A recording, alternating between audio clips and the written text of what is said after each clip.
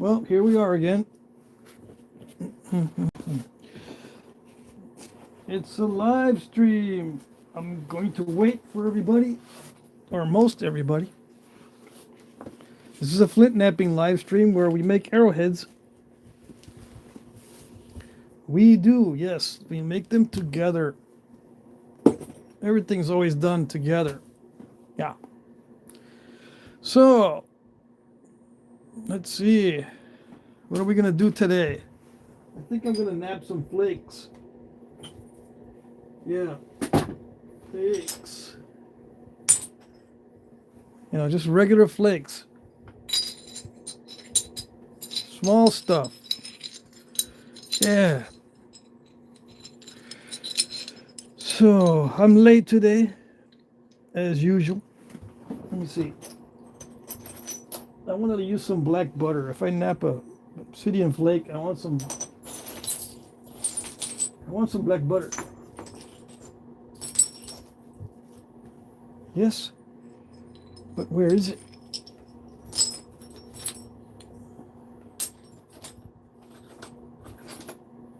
Is that it? I got mostly the striped kind of banded obsidian. Hey, Alan's here. Tommy Taylor. Yep.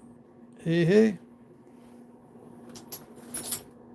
I'm looking for some black butter. I got a bunch. Let's see. Who sent this to me? Yeah, Bill Taylor. Bill Taylor sent me that box. And within this box, there's black butter. But it looks like this is the only piece I can find. I can only find this thin piece. Oh. It's gonna make it hard. I've got a bunch of black butter in there. Just most of it was that banded stuff that I made that knife blade out of. Stylely Designs, Mike Mason, Mac Bales. Awesome. I'm using my regular phone and the microphone from my regular phone. Back to the old system. None of the new stuff is working. Yeah. My new microphones are not working. My new phone is not working. This stupid thing is not working. Well, I might be able to check the chat with it, but the audio is not working. Well, it works intermittently. Sometimes it wants to, sometimes it doesn't. So you let me know if the audio is okay. For some reason, my microphone, the one that's good for these live streams, wasn't charging. So I don't know if it was because the charger was not plugged in correctly or what, but I haven't figured that out yet. And when it does work, sometimes it's all scratchy. But I don't know if that was because of the phone connection or what. Let's see. Audio's good. Awesome. Jeff Barrett is here. I just had to reboot the live stream. It had no chat. Yeah, YouTube is glitchy sometimes. I got the heater on in the background because it is friggin' cold. Yeah. It's 29 degrees in the shop where I'm sitting. It is 29 degrees. And I turned the heater on. I had the heater on just a little while ago, and it was like 40. But in that little bit of time where I uploaded the auction, it went down to 29.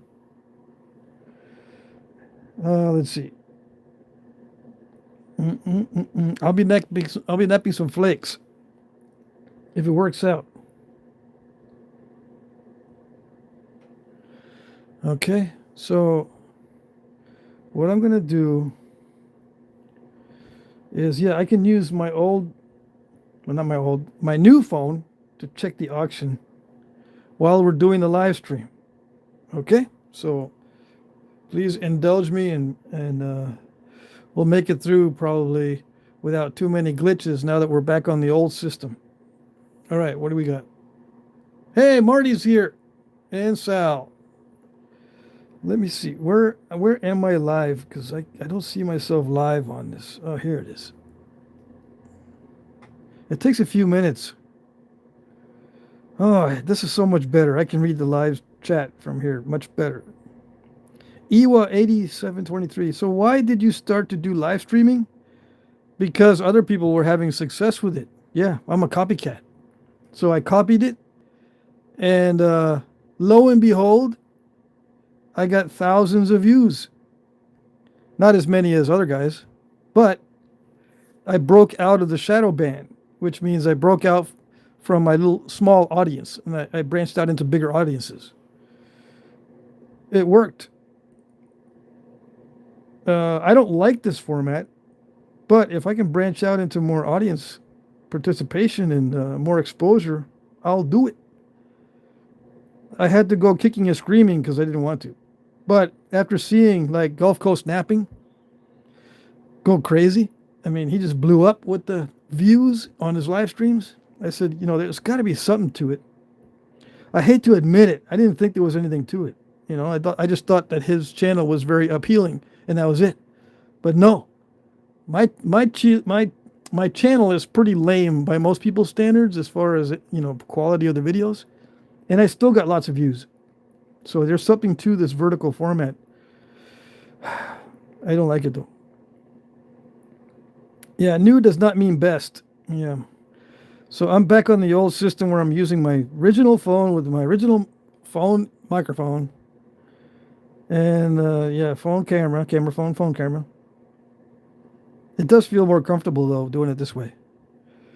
Hey, Jim Main is here. Hello, hello. Ed Gould.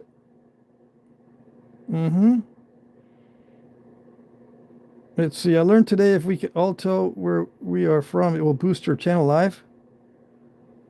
If you guys say where you're from, really? Oh, I gotta unpack something today. Yeah, I got a big, huge thing to unpack. Maybe I should do that first. I don't even know what it is. It just says fragile on it. You want to see? I guess I'll let you guys see it. I guess so. I don't know. Let's see. Keith Callahan. He's not here. Did I see him in the chat? Hold on. I know you can't hear me from way over here. Oh.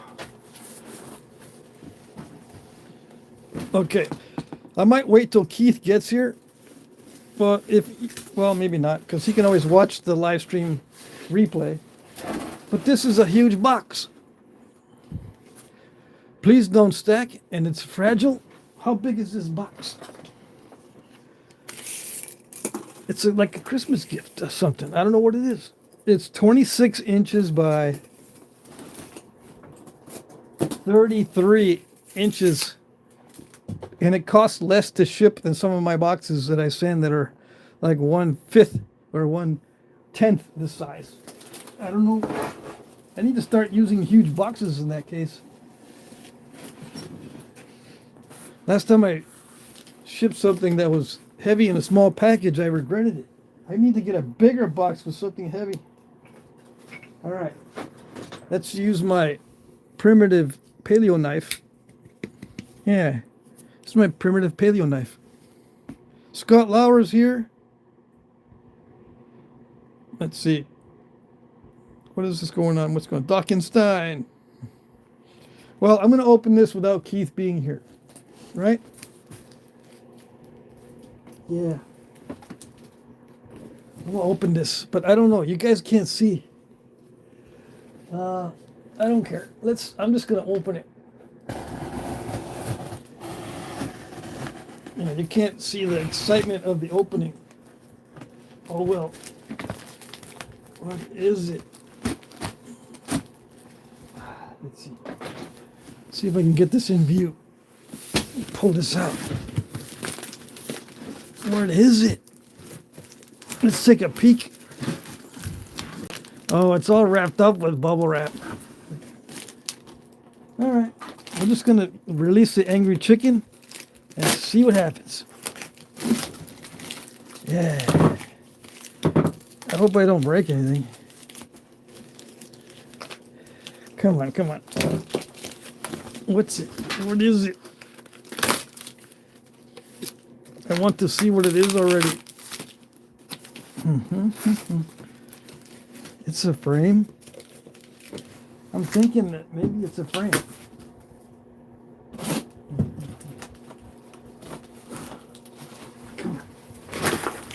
I think I know why it arrived in safe, because it's packed really, really well. And we have 52 people watching going, wait a second, it's not Flintnapping, it's a big box. It's unboxing for now, since I'm gonna wait for everyone to get here. And while I'm waiting,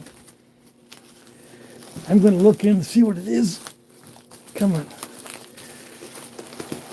I can't release the angry chicken. Oh, what is it? I'm gonna peek at it. I want to peek. It's a frame. See? It's got the little hook for hanging up. It's a frame. It's a frame, boss. It's a frame. All right, so let's see. Let's see. Oh, this is going to be good. This is huge. All right, I'm going to stand this up.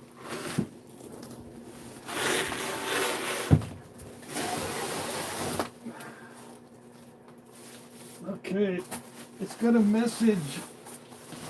I don't want to drop this. It's got a message on it.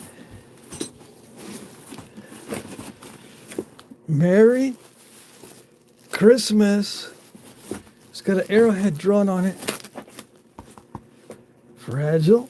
Yes, I know. I can guess what it is by now. Jack Crafty, thank you for sharing your knowledge with so many nappers. Keepers. Careful cutting, it's fragile. Okay. I wonder if it can break. Alright. You think it can break? I'm taking some plastic off and some cardboard. It's got a lot of nice packaging. Excellent packaging. Excellent job with the padding. Oh wait, it's an actual painting? Huh? I thought it was just a frame by itself. Look at that. It's an actual painting. What does it say? Ishi, North American last wild Indian, patron saint of bow hunters by Max Greiner Jr. It's signed. Max Greiner. Holy moly. I had no idea. It's in one piece. Yes, it is. Awesome. Thanks. This is... I am speechless. Awesome. Yeah. Is that Marty? No, it's Ishi. Ishi the Indian. Okay. What am I going to do? How am I going to get this in here? I got to put it back in the box. Okay? So there you go. I'm going to show it on the wall here. Not in the shop. I'm going to put it in my house. I'll show you when I get it in the house. Oh. Yes. Okay. Probably my first and only painting I'm going to have on the wall, because I don't like stuff on my walls. No. But I'll put that up there. All right. Ishi the last Yahi. Hey, Bushy. Yeah, we named the Ishi stick after Ishi. Yep. Okay, so now everything that I do is going to be anticlimactic. Yeah, that was awesome. Thanks, Keith. Holy moly. Let's get this centered and situated. Where am I in the chat? Anything good? Let's see. Best darn door prize so far, says Gary. Yes, yes. Looks like my Uncle Chewy, says Sal. Haha. I gathered some sweet ones. Hey, Red Eyed Patriot's here. Mm-hmm. It's a Christmas party, yeah. I'll have to build an addition now, yeah. Actually, even with that I don't have anything on my walls, there's not much room. Even with nothing on my walls, there's still not much room. But yeah, that'll fit. I will make it fit. Let's see. I thought it was going to be a big display case. Yeah. Roy Browski. I thought it was going to be a big display case. Or who said that? Oh, Marty says it was he thought it might have been a display case. That's what I thought at first. All right.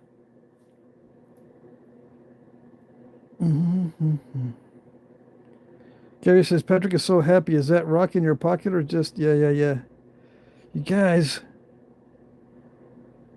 Leviticus, what rod do you use for indirect percussion? You haven't seen it yet? Or did you mean to say, what rod do I use? I use copper rods right now, but I've been known to use aluminum, steel, and antler, among other things. Yeah, whatever I can fit behind my knee is what I use for indirect percussion. So, but lately, I'm thinking you mean lately, is the 3/8 inch copper, solid copper, and 5/16 inch solid copper rods, 12 inches long. They start at 12 inches, but they get worn down. So one of them is like, one is probably 10 inches, one's probably 9 inches, or 11 inches. Okay. I get these from eBay. eBay is the best place for this kind of stuff because they sell scraps. These are like cutoffs from industry. Now, the 5/16 is going to be a lot more expensive than the 3/8. So you might want to just get 5/16 or 1/4 inch steel. Because these are big bucks. You got to spend at least 3 times more on these 5/16. I don't know why. Than the 3/8 diameter. Okay. I need to do like a shorts video on my tools. I keep doing this over and over again. Because people don't know. Although I've seen you before in the chat. You just don't know what rods I use. I don't know. Oh, Keith says you're very welcome, Pat. Thank you, sir, for all you do. That's such a great gift. Wow. Yeah, thanks, Keith. Let's see. Iwa says, I have a challenge. Try to nap a point without an Ishi stick. Oh, you haven't seen when I do a point with just hammerstone and antler? I think it's on this channel. You type Jack Crafty. Let me do it. Let me search for that video. Jack Crafty. The answer is yes, by the way, to that question.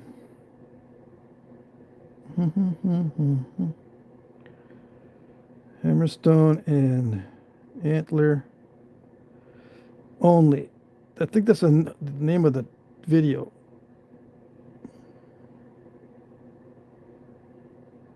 Okay, front view of my hammerstone work. Gifts of antler. Hammerstone Flintnapping.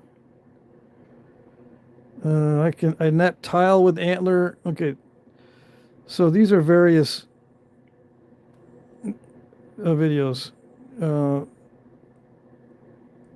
I'm trying to think if the napping with only,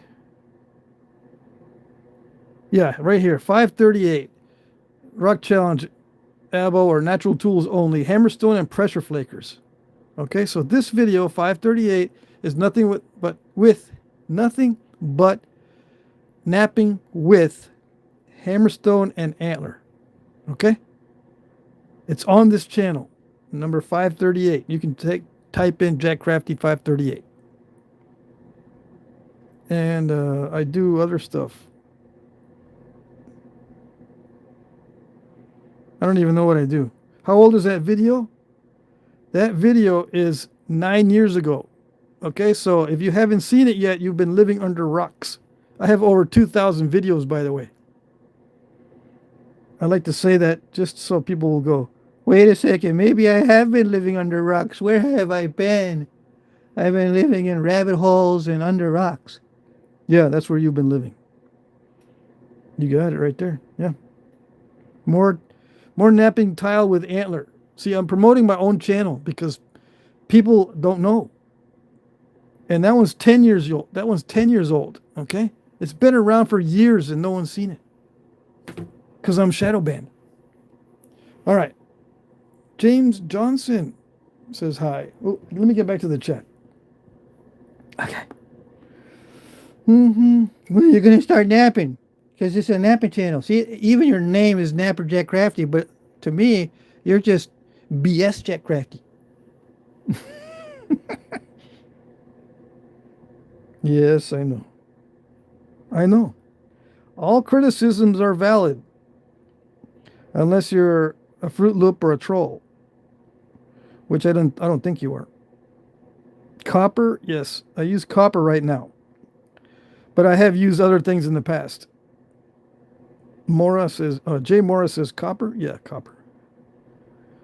So we got a bunch of new guys. So I'm not going to be talking too much to the new guys. But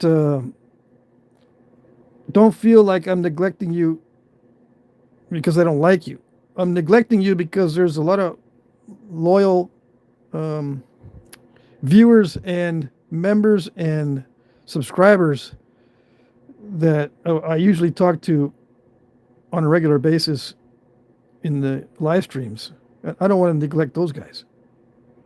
New guys, you just need to watch more of my videos.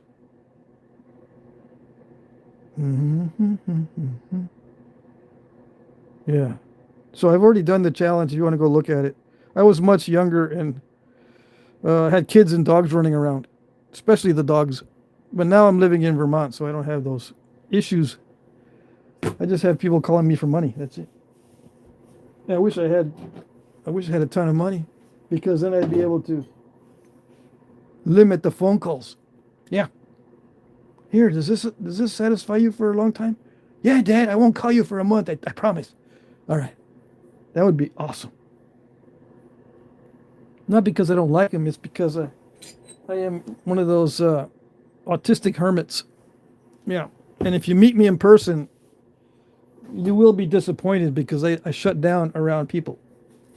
I don't shut down around the phone when I'm by myself doing live streams. It's really weird. Anyways, how do we get into this conversation? Just trying to keep the conversation going. I can do a no talk live stream. I might do another one of those, but last time I did it, it jinxed me because everything failed. I had no idea the audio was going to fail when I was doing that no talk live stream. But my audio completely failed. And to get it back, I had to keep rebooting and restarting and then adjusting the volume up and down on my phones. I tried both phones.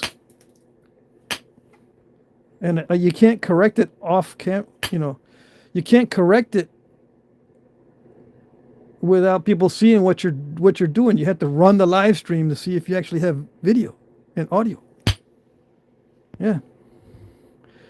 So I'm going to nap flakes. Okay, I'm using copper, holding it behind my knee. This is a 3/8" rod to start, but I will be using the 5/16 as well. This is a ultra high molecular weight plastic, or UHMW.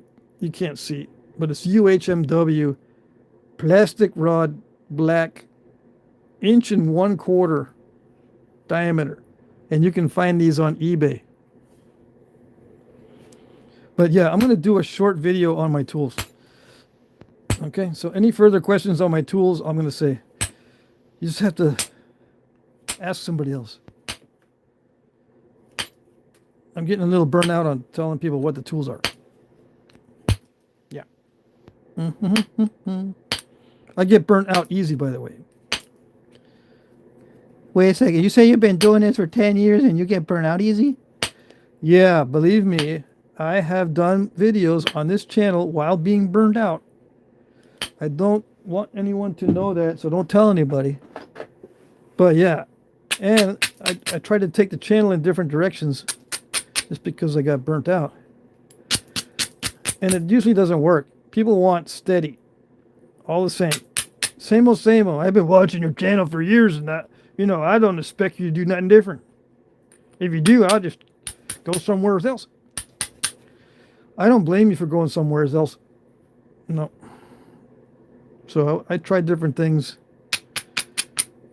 I keep saying I'm going to do bows and arrows, which I am going to do. I'm going to keep saying that until it gets done.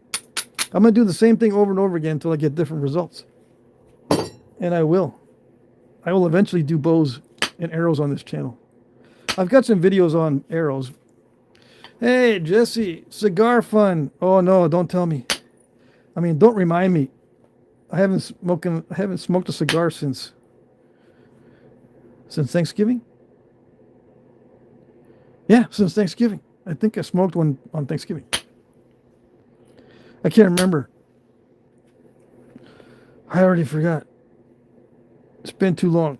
My brain starts going nuts when I don't smoke cigars. Ooh, that's a cute flake. That's so cute. Amazing. This is my favorite stuff, by the way. Before you ask, Hey, dude. What's your favorite stone to nap? black butter obsidian. Right now, that's my favorite. And that's what this is. It's actually we call it a dacite.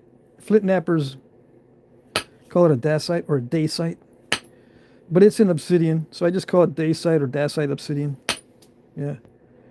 If there's geologists in the chat or watching, they always cringe when I say that. Ed Gould says I ordered a box, but it still hasn't come yet. Dang it! This is already a tater chip. People want to know how to nap these. Hey, Sal, $4.99 super chat. New lighter for the cigar? You guys. I promised myself I was not going to smoke a cigar till my birthday. Dang it. Don't tell nobody. I might have to cheat. I'm tired today, and I don't know why. I'm going like constantly today. I broke some stuff too. If you notice, I got lots of goodies in the broke some bifaces box.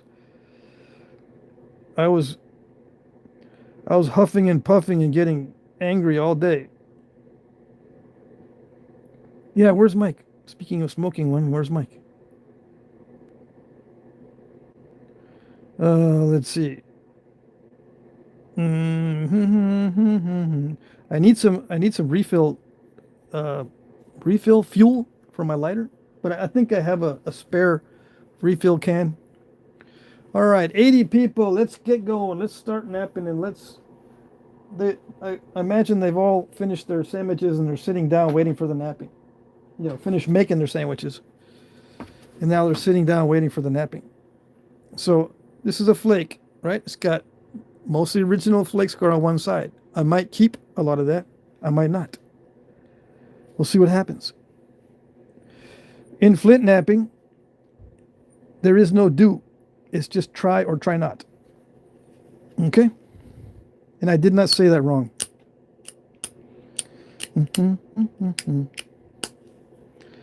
All right. Hey, is there another super chat? Bucks. Hey, Marty, $4.99. Buy a torch lighter. Oh yeah. Okay, I will do that.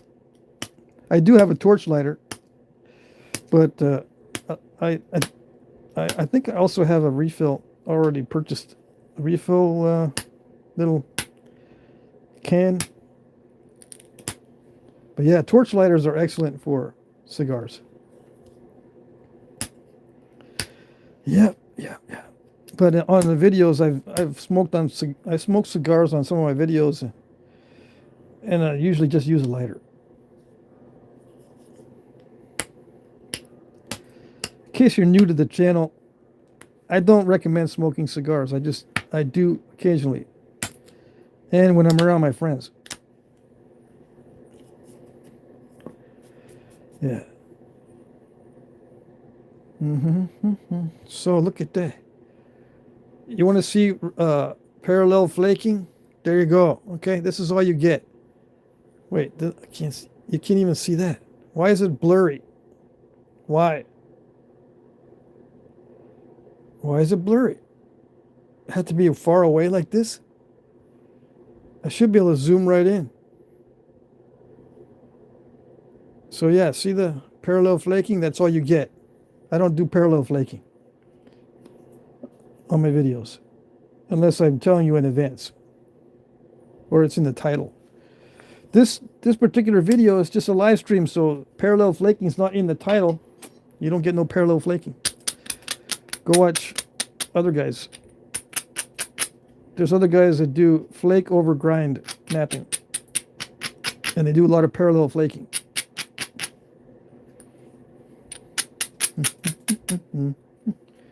Well, who does it? I'm waiting for you to tell me who does. And give me the links and exactly the right names and all that. Where is the parallel flaking? Because I live to see that. That's what I want to see. I've heard about it. But I've never seen it. Okay. Who does the parallel flaking? Let's see. Let's see. I'm gonna look up some stuff. Let's see. It's called fog knapping, FOG. So let's see if that comes up. Oh yeah, right here. Fog knapping with hopper. Come on, why is it blurry? Fog. Okay. Fog knapping with hopper 1, and then there's fog knapping with hopper 4. I think there's a bunch of them in the series. All right, so look, I can't put my hand in the way because it unfocuses. So let's try to get this. Let's try to do this one. See that? Parallel flaking. You can see him do parallel flaking, okay, guys? For you new guys, if you want to see that kind of flaking, fog knapping with hopper. Come on. Will you focus? See that? If you want to see that, there you go. It's not on this channel. I don't do it like this. You can see that he's already ground down that preform. So it's perfect. That way you can run flakes with that. If your surfaces are not perfect and you're trying to run flakes like that, and you're wondering, why can't I run flakes that are real pretty like on the artifacts? Well, first of all, you don't have enough experience. Second of all, you need a real smooth surface. Okay? All right. Hopefully that'll put that to rest for 5 minutes.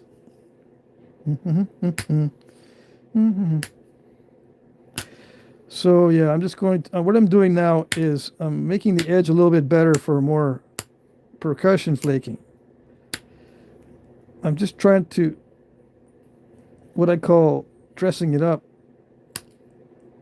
I'm just trying to dress it up. Because if it's too wonky, it doesn't work right. Especially on something thin. I have to treat this like it's already in the thinning stage. Like we already skipped the first 2 parts. The bifacing and the preliminary thinning. I got to pretend I already skipped those or already completed those, and we're now at the final thinning. So during the final thinning, everything has to be almost perfect. So I've got to fix these edges to be better for flaking. Because right now they're all wonky and all nasty. And you don't know what nasty is when you're new because everything either looks really cool or really nasty. Or you have no idea where you are. You're in limbo and you're just copying YouTube videos. Yeah.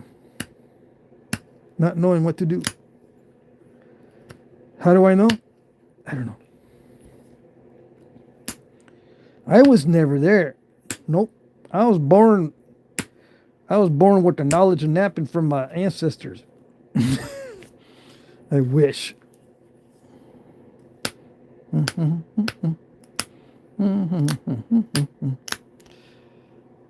Let's see, what am I missing?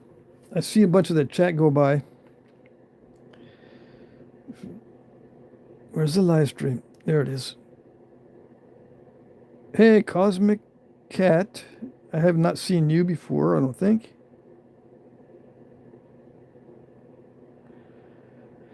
Mr. Jim's here. I'm not afraid of being banned from your channel, Sal. Somebody got banned. Oh, I think Sal just pushed the wrong button. Let's see. Jim Cooper's here. I got one of them Jim Hopper Montana Moss. I get fog points. Rest in peace, Jim. Yeah. He has passed away, yes.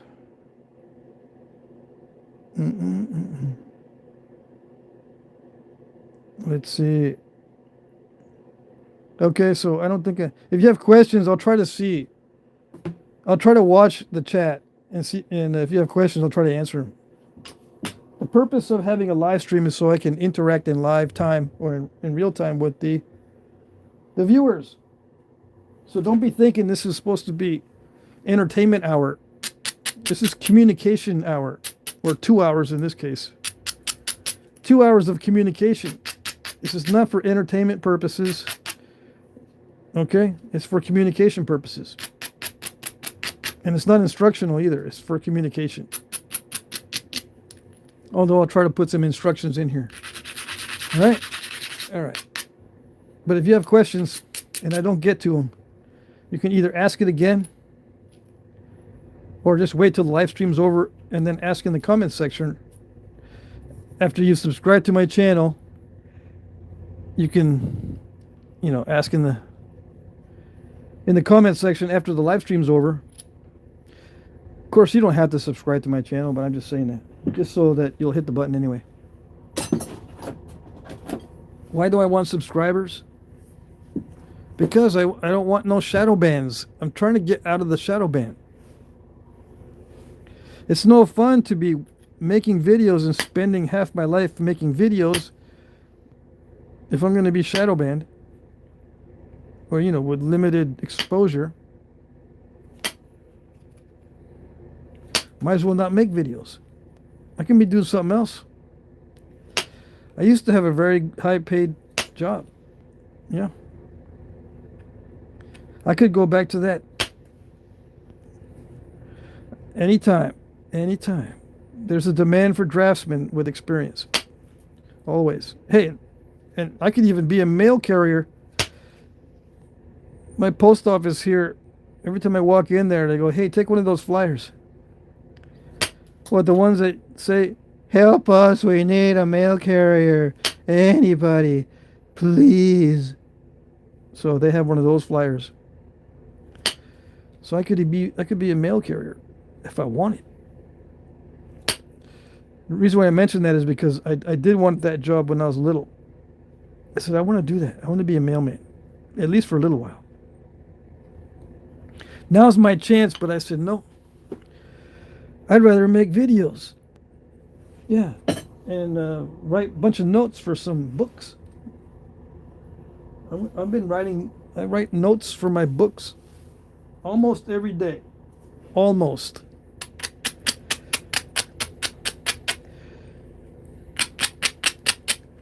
Yes, yes. Oh yeah, and I was goofing around with learning more about how to do AI, which everyone hates, but I don't care. Artificial intelligence, actually, it's actually CGI. I don't know why they call it AI when you make images. It's not AI. AI is when you do research or ask questions. That's artificial intelligence, when you have a conversation. No, what I'm doing is CGI, which is computer-generated images and computer-generated video. That's what I do. That's what I'm trying to learn right now. It's the wave of the future, and it's going to be the law of the West. So I don't want to be left behind. Besides, it's fun. It's a good distraction to learn how to do CGI, computer-generated images. I'm going to need some illustrations for my books, and if I can take a shortcut and generate those with CGI, it'd be so much faster than me hand drawing everything. So I don't care. People hate it. I don't care. Nope. I just won't put it on the channel because then I'd really be wasting my time because no one would be watching. Or almost nobody. If I start doing CGI on my channel again, I will lose the other huge percentage. I lost 50% of my regular viewers first time I tried putting CGI stuff on this channel. All right. This is getting a little bit crunchy. I tend to not be too worried about nasty surfaces at this stage. But if I don't do something and be more careful, I won't be able to remove the nastiness because it's already thin. So what I'm doing now is, since it's so crunchy, I've got to blast that away, and the only way I can do that now is to make it more narrow. The flakes aren't traveling the way I want them. Yeah, they're not traveling the way I want them to travel. I don't know why. I was just using this material earlier, but it seemed a lot easier to flake. There's something I'm not doing.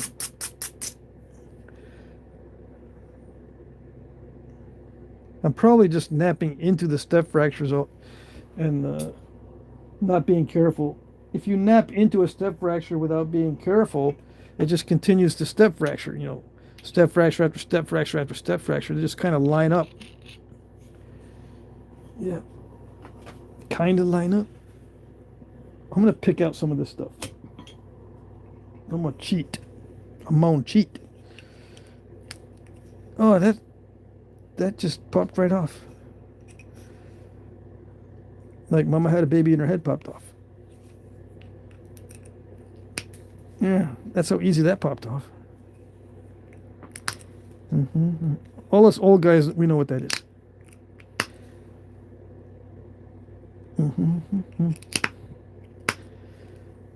So that picks really easily, but it doesn't flake all that easy. That's weird.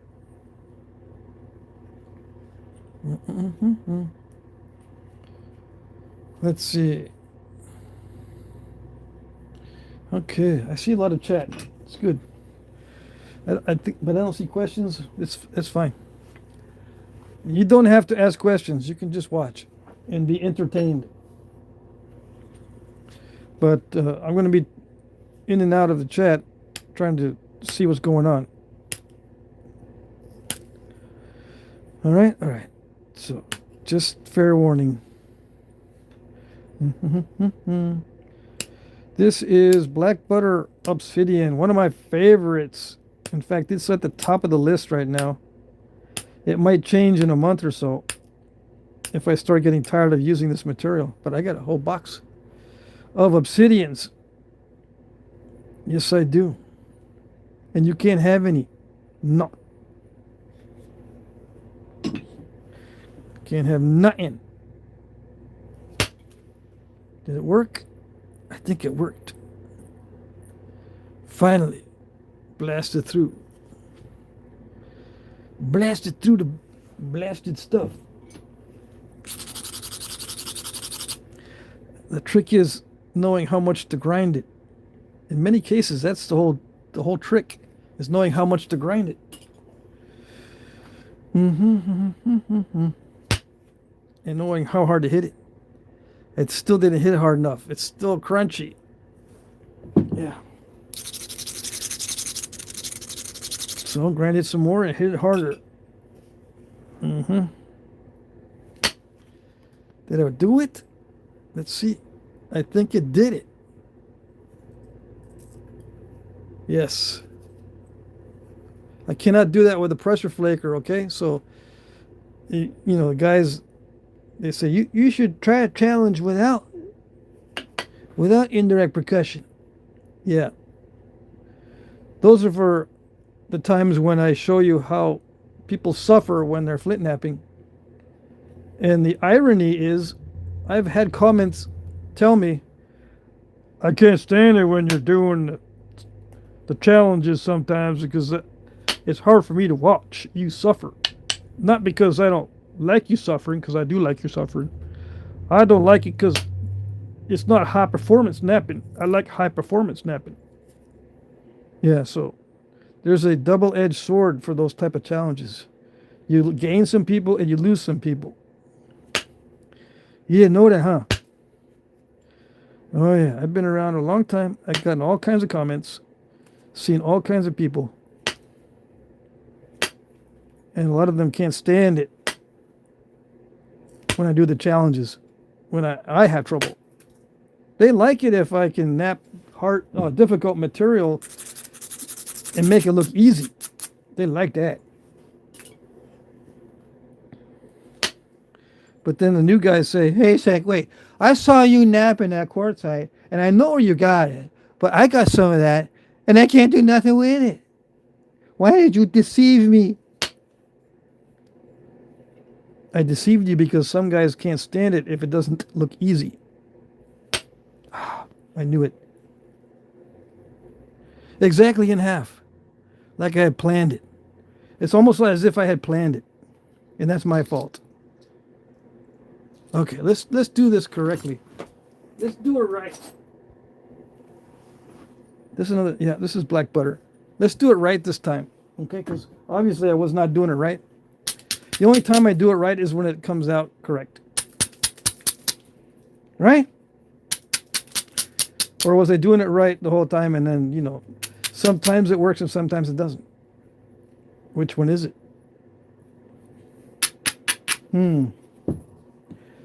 Nobody knows? Nobody knows. But yeah, that happens a lot. Snapping it in half happens a lot. Especially with obsidian. Especially when you want to get it thin. And it's also, especially if it already starts really thin.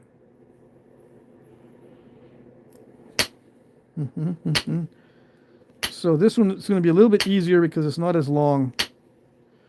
People want to see long flakes made into points because they can't do it. They want to know how to do it. You know, you want to know the answer to how to do it? You have to make a lot of different mistakes until finally you get it. You may break 5 and get only 1. That's how you do it. Okay? That's how you make arrowheads out of long, thin flakes. You probably have to break 5 to get 1. When you're starting. With more experience, it's like maybe you'll break 1 out of 3. Something like that. I don't know. Some guys don't have a problem with that. Yeah, I don't have a problem with that because I just break all of them. Yeah, it doesn't matter.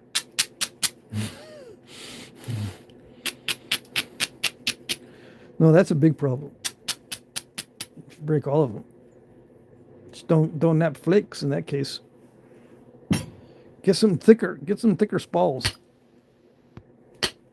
until you can get better at napping. Then you can do the flakes. And some people say, "Well, wait. Didn't they used to nap these arrowheads on flakes back in the day when they first started?" That's a good question.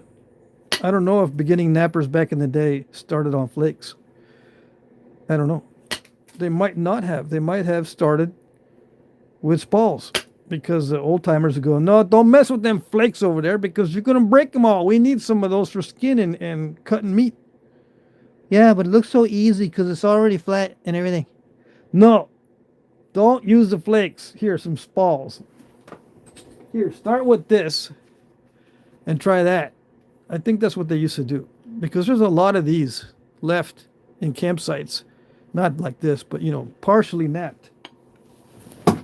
There's a lot of partially napped stuff in campsites. There is not much of this stuff. There's not much of these in campsites. back in the day. I have not found many of these where you can see they're definitely starting on a flake and snapping in half. At least I haven't seen a lot, but I've seen a lot of bifaces. Let's see if I can trim this down. I'll get back to the other piece. I will get back to this in a second. Okay, let me just see if I can thin this down real quick. Let's see. Yeah, perfect. I knew I was going to do that. It's all controlled, right? You know that Flintnapping, everything is controlled? Yeah. Yeah.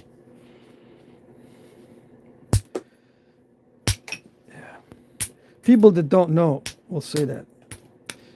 And people that do know will lie. Yeah. It's not controlled. It's directed. You can direct the flakes. Controlling them is the thing that you can't do. You can direct them in such a way that the chance of failure is not very high, but it's all probabilistic. So yeah, I just wanted to see if I could get that thin down, and I lost a lot of length, but that's the way it goes. It's one of the laws of the West. So yeah, I might nap that next.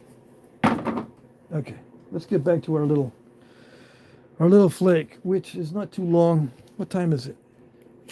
I've already been 51 minutes. All right, so this is 1.75 inches. Perfect. Yep, perfect. 1.75 inches is exactly the correct size.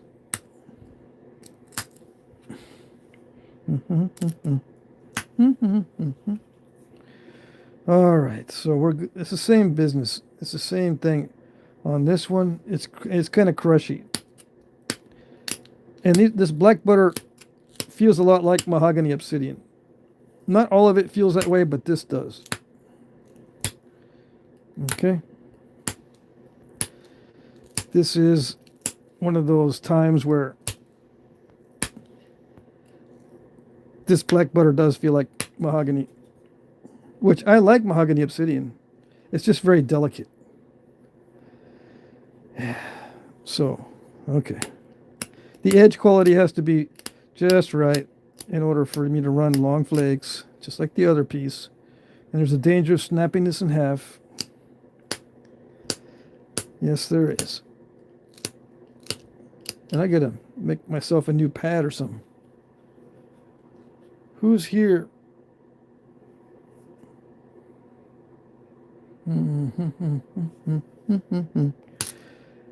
We got 100 people. Yes, we broke 100, or almost. No, we lost 8. We'll get back a bunch in a minute. As soon as if I continuously nap, we'll get a bunch back.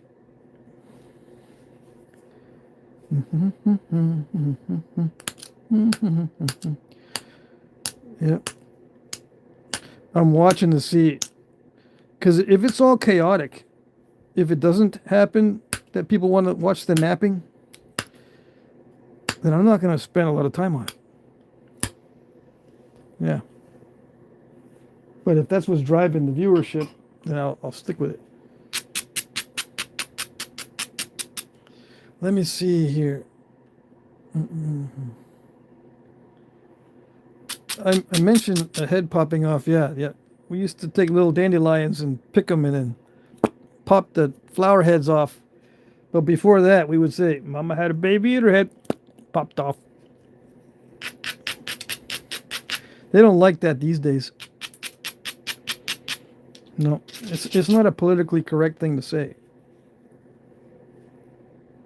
No, or messing with dandelions, killing dandelions. Wait a second, you're messing with the flowers. Yeah. When kids used to be kids. We used to mess with the dandelions and pop their heads off. And it was fun. Yes, it was.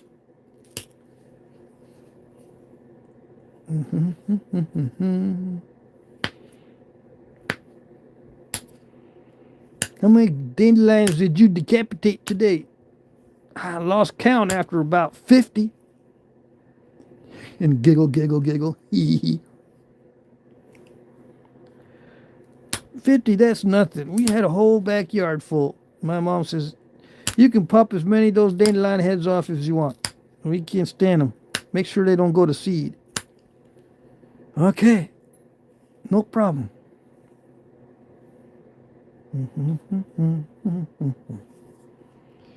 Let's see. Jesse says you should do more arrow making vids too. People love that stuff. Who are you talking? Talking to me? I'm missing the chat. That's all right. I'm going to be focusing on this so that I don't break it in half.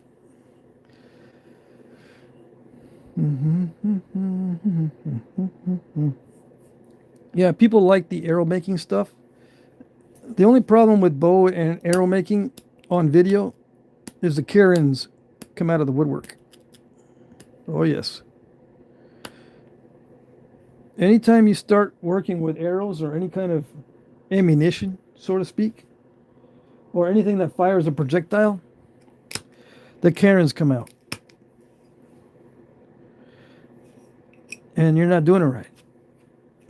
Yeah, you can automatically assume that if you make an arrow video, you're not going to be doing it right. Same with bow videos. Yep. Just got to assume that right off the bat. So when I start making bow and arrow videos, none of them are going to be right. Nope. You know what? I don't care.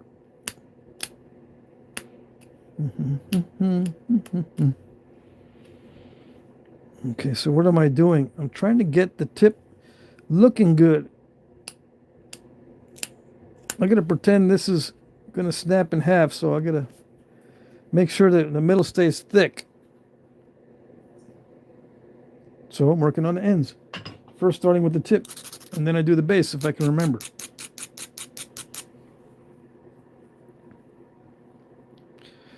Mach None says more Karens is good for channel engagement. Yeah, it works for a little while until people in the comments go, dang it, there's so many Karens in the comments. I'm leaving, man. This is a Karen fest. You know, I'd rather go to a sausage fest. Yeah, I'd rather be at a sausage fest than a Karen fest any day. It's good for engagement until it's not.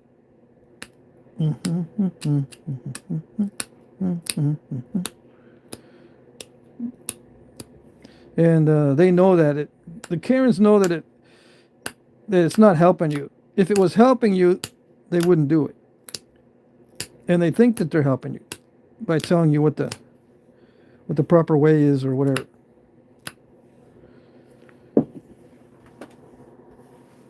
Yeah, in Flintnapping, it's harder to get away with that because everyone's technique is slightly different. When you're making arrows, it's actually woodworking, so there's not as much variability in that stuff. So yeah, that's when people say there's a right way and there's a wrong way of doing it, and I have not seen a right way yet on this channel. They say stuff like that. Yep.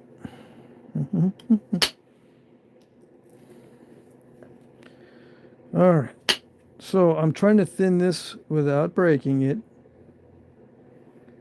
by using indirect percussion, because it's much easier than trying to thin this with pressure, although I could thin it with pressure at this size. It's little bitty. I can thin this down with pressure flakes, but I don't want to. It's so much less effort with percussion.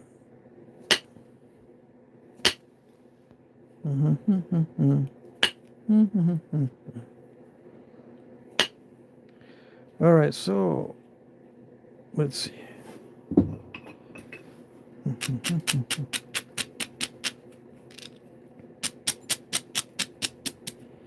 There we go. It's starting to look better already. Just a few taps in the right spot. It's starting to look better already.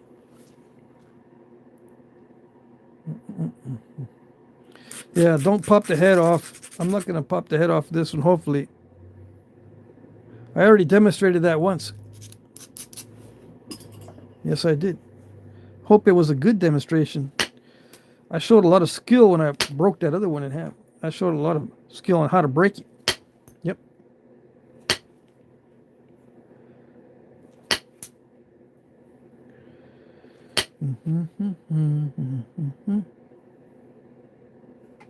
And I've been doing this a long time. It almost seems like there's no excuse for that. And there wouldn't be if it was a woodworking channel. But it's not a woodworking channel. This is a Flintnapping. Totally different ball game.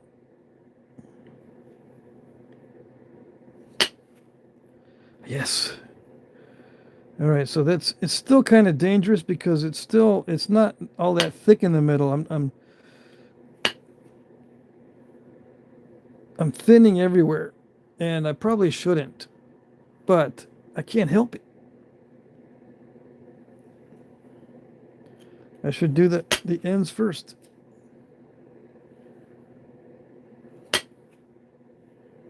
Yeah. Let me see. So I'm using a little Harbor Freight diamond file for most of this stuff. The indirect percussion is good for big flakes. I need to take my glove off. It's starting to get in the way. This is a small point. Although many true arrow points are this size. It went down to a little over 1 5/8. So 1 11/16. That's okay. Perfect. I think it was 1 1/4 to start. 1 3/4 to start.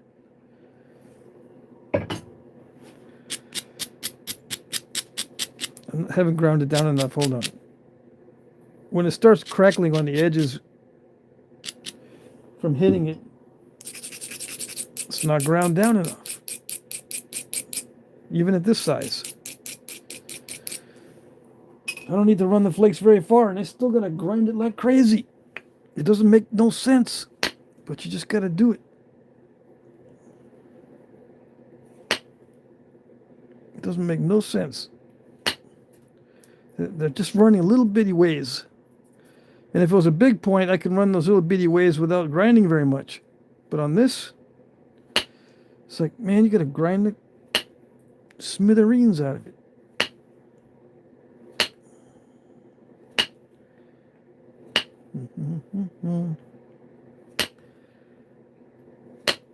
Yeah, you got to grind it, or it's just not going to make big flakes. It'll make little micro flakes. You want big flakes, relatively speaking. See, that didn't go anywhere. And if it was on a big piece, it'd go pretty far. And it's one of the reasons why is I'm using the workpiece mass against itself, and something this small, it doesn't resist the strike, so there's not much support. No, I'm not complaining. I'm just telling you why. I still use the mass of the workpiece against itself. I just got to be hitting it in a more snappy way than I would with a larger point. Yeah.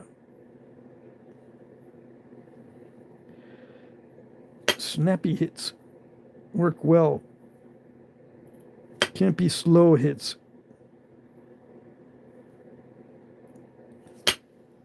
Yeah, like that.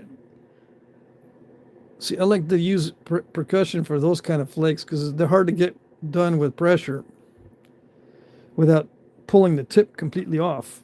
With the indirect percussion, I can hit it really hard and the tip does not come off. Yeah. It doesn't always work. Like I hit that twice and it didn't do anything. Let's try to hit one more time. Yeah, why not? And it took off a little bit. Anyways, there it is. Those are hard for me to do with pressure.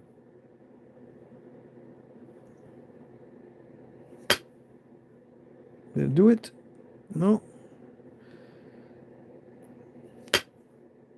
It's kind of doing it. Come on, there, did it. See, this is what I'm talking about. Big flakes. It takes a while to get used to it. Okay, so it's thin. I can start pressure flaking the rest of it now. So that's pretty much the final thinning. It doesn't need to be thinner than that, although it might get a little thinner. I'm going to finish it off. Just finish it off with pressure. Yay! Everyone get ready for their eyes to glaze over when I do the pressure flaking. Well, actually on YouTube, it's different than at a nap-in. At a nap-in, this is when everyone takes a nap when I start pressure flaking. But on YouTube, people don't act that way. They want to see. So I'll show you.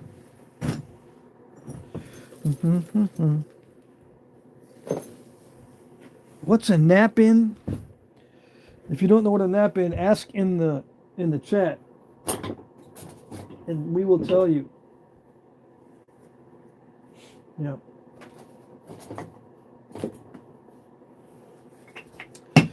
Where did my flaker? Oh, there it is. That's what I get for cleaning up. Okay, I need to put my glove back on because this is going to get nasty. I'm going to make a big old mess. Yeah, if I nap obsidian without a glove, you know, pressure flaking it, it becomes a bloody mess very quickly. Okay. An actual blood. So can you see with the black obsidian on a black pad?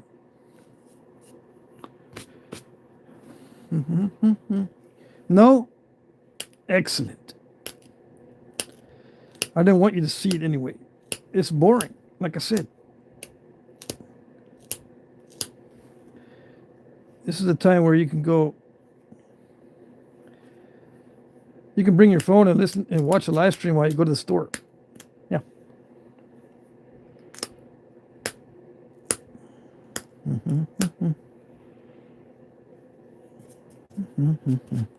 It's Monday. You need to buy your groceries for the week. So the only thing I'll be doing for the next 30 minutes is pressure flaking, so no big deal. I won't be going, oh, that was a super good flake. Whoa, look at that pressure flake. Isn't that really great? I'm not going to be doing that. Because none of the pressure flakes are any good. They're all little bitty, not very exciting flakes. I have yet, I don't even remember a time where I took a big old pressure flake or a nice, perfect pressure flake and went, oh, voila. No, that only happens with percussion.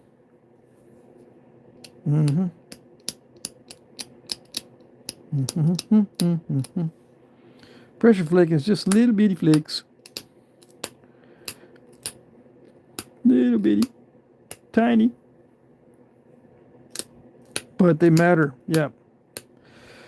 Pressure flakes matter. Oh, yes, they do.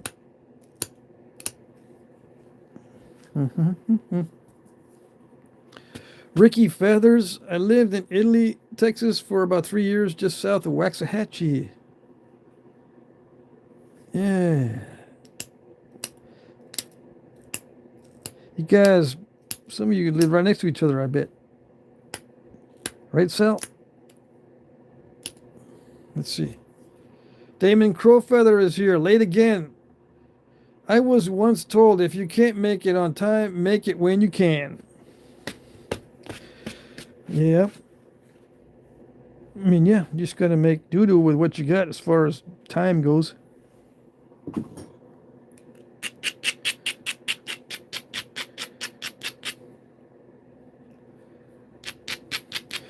You know, you can always change that up and say, if you can't make it on time, make sure you walk in with an arm sling so it looks like you broke something. Yeah. What happened? Oh, I got into a little accident on the way. That's why I'm late. You're not going to be able to work? Oh, yeah, I can work. No, don't worry about me. Yeah, but yeah. No, no, don't worry about me. I can do. I can do just fine. I just need a little bit of ice on it, and I'll be okay. I just need this arm sling on there so I can have an excuse I'm late.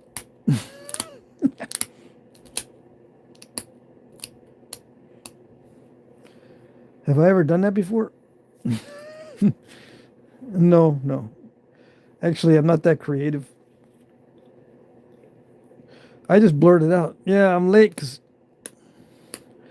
I stayed up watching movies with my wife. Oh, I know. I feel your pain, buddy.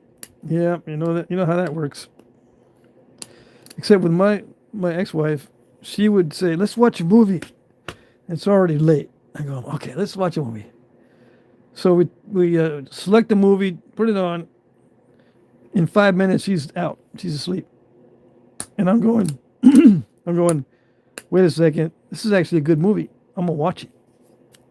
But I get to watch it now in peace because she's asleep. But then the next morning, after losing 2 or 3 hours of sleep, drag my butt into work. Why did I do that? Why did I even say yes? Why?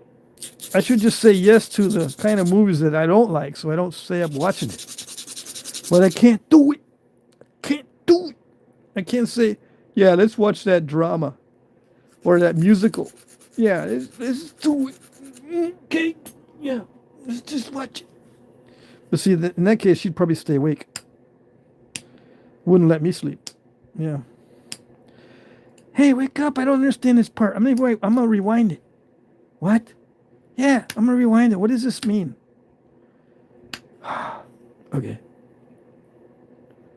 Yeah, if she watches a movie, it's like, what does this mean? I didn't get it. Yeah, but you can just watch the movie. No, no, no, no. I don't want to watch it again. Tell me what it is. I don't get it. Okay. I don't want to watch the movie again. Okay, fine. Marriage is so much fun. Yeah. I was married for 26 years. Why? Because I did not want it to be 27. No. No, no, no. No. I had enough. I had enough. Besides, the kids were starting to be all grown up and stuff.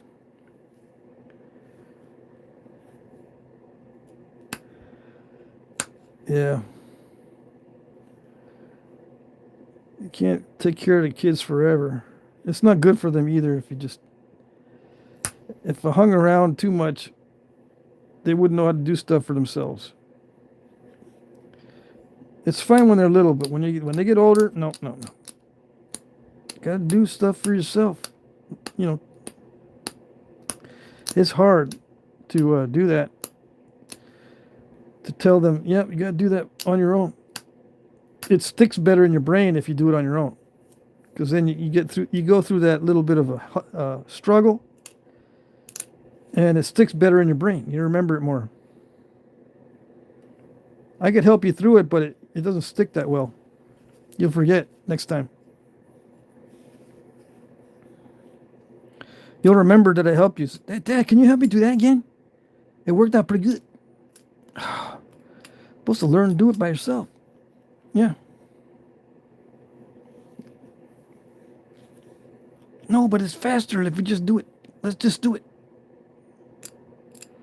Mm-hmm. So what am I doing now? I'm trying to refine this. What is it going to be? It's going to be arrowhead. You might say, yeah, but what kind of arrowhead? The kind that's not going to break. Yeah, that's all you get. That's all you're going to get.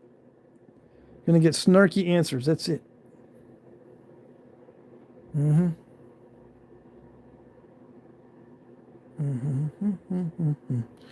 And I'm going to make a corner notch.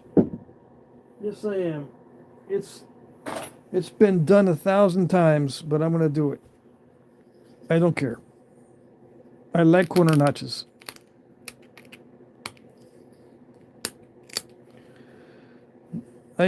For a while there, I did nothing but side notches, side notch arrowheads. But I think I like the corner notch overall better. I get less burnt out on these. That's a plus. It's always a plus when it's not as burny out type stuff. I don't know.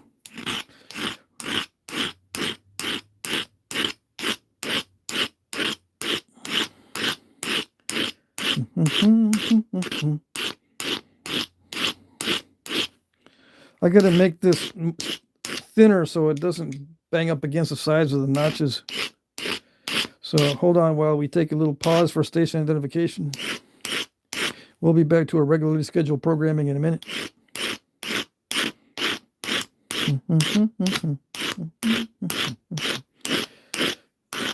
Oh, I bought some peanut butter today because I was craving peanut butter. Why would I crave peanut butter? Maybe it's potassium. I heard that if you're lacking in potassium or something, or magnesium, or I don't know what it is, you start craving peanut butter. Well, that must be it. I'm not supposed to eat that stuff. I'm on a carnivore diet. And I like it. It gets rid of the brain fog. And goodness knows I had a ton of that. An early onset dementia. Starting to develop type 2 diabetes. I was Mr. Cookies, Cakes, and Candies and coffee. Yeah, anything that begins with letter C. Cookies, cakes, candies, and coffee. And crunchy granola. Right? Captain Crunch cereal. Anything that begins with letter C. Don't get no ideas. All right.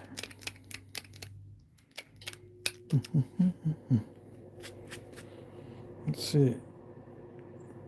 Danny Moore says, they used to call me Little Debbie at work. I used to take in a box a day. Yeah, I know. I remember those days.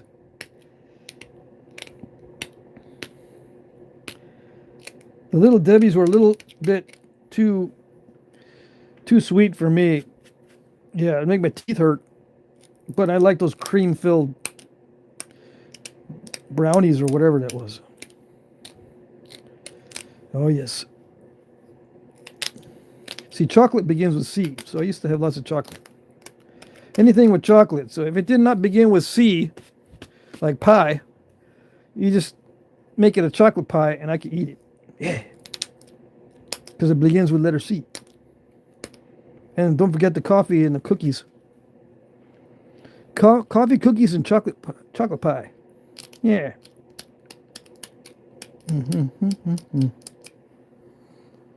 Swiss cake rolls. Oh, man.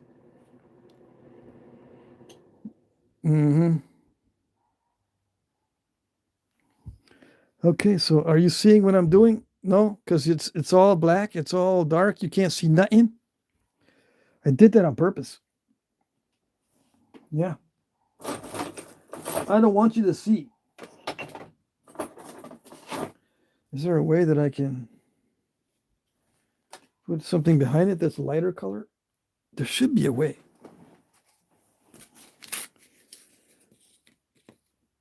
You can see.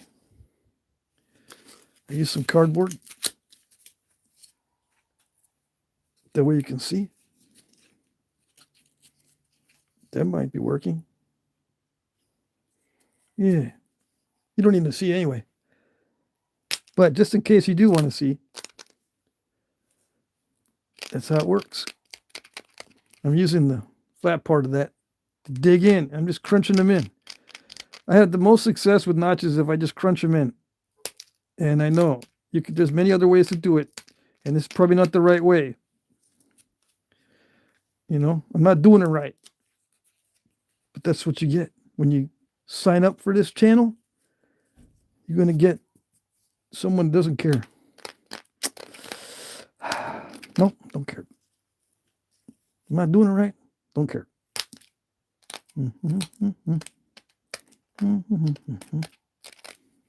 All right, so that side It's pretty much almost done. I can see where the notch can be a little deeper. I'm having trouble seeing too, so don't worry. If you have trouble seeing it, so do I, because we're looking at it the same way. I'm not wearing a GoPro. It's not, the camera's not mounted on my chest or on my forehead or anything. It's basically right in front of my face. And it's not easy to nap this way. That's why other guys don't do it. Do I look through the viewfinder to nap? Not to nap, but to see what's going on. Yeah, my peripheral vision has gotten pretty good. I can watch both things at once now. You might say, yeah, but how do you, wait, what's the setup? How are you setting that up? Yeah, you wish I'd tell you that. I'll tell you everything except that. How's that? How about that?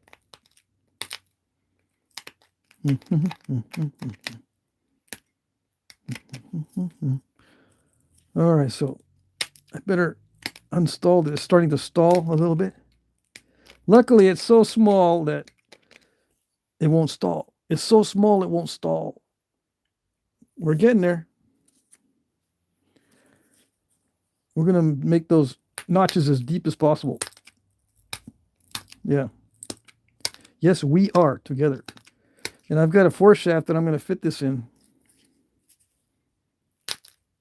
I'm pretty sure it fits. It might be a little thick. If it is, I better test it out, because if it is, I won't be able to thin down the base if I go further with the notches. So let's see.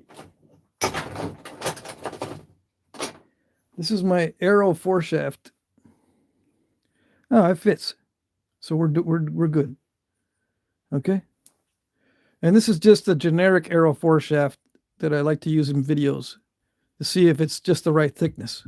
And it is. But I got to deepen the notches so the notches are very close to the width of the wood. Okay? I think this is Osage Orange, and it's a Foreshaft for an arrow. The kind of arrows that I make. It might not be the kind of arrows you make, but it's the kind of arrows I make, and that's what matters. Yeah.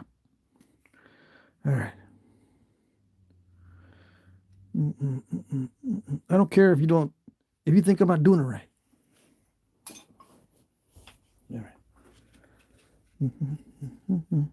You might ask, do all the arrow shafts back in the day had Foreshafts? And I would say 90% yes, depending on the area that you live in. There were some areas where the wood that you can get for arrows was very tough. You don't really need a Foreshaft. But even in those areas, they would not use a tough wood for the shaft. They would use a tough wood for the Foreshaft and use a lighter wood for the main shaft. That way it's front heavy. When you put the arrowhead and the Foreshaft together.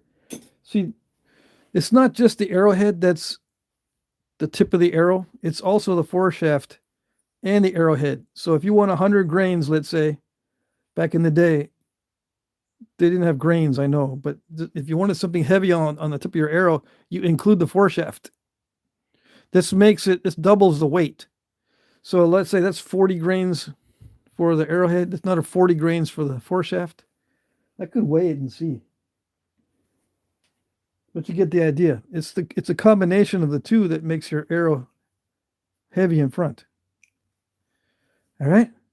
All right. And there's evidence for it too. There's lots of evidence for the Foreshafts, not only from Ishi the Indian, but from archaeological finds in dry caves and stuff like that. Okay? All right. You can also look it up. But don't depend on Wikipedia. If you look something up, try, I guess, ChatGPT or Grok.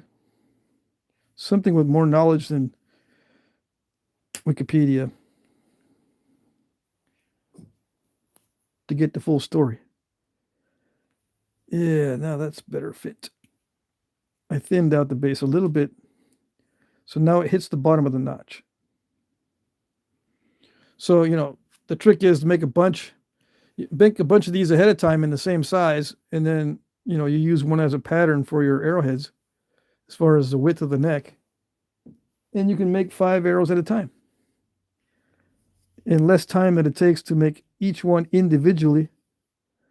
You make them kind of in an assembly line like Ishi the Indian did. He used to make 5 or 10 at a time. 5 or 10. He can count on his fingers. They did not have advanced math or anything like that.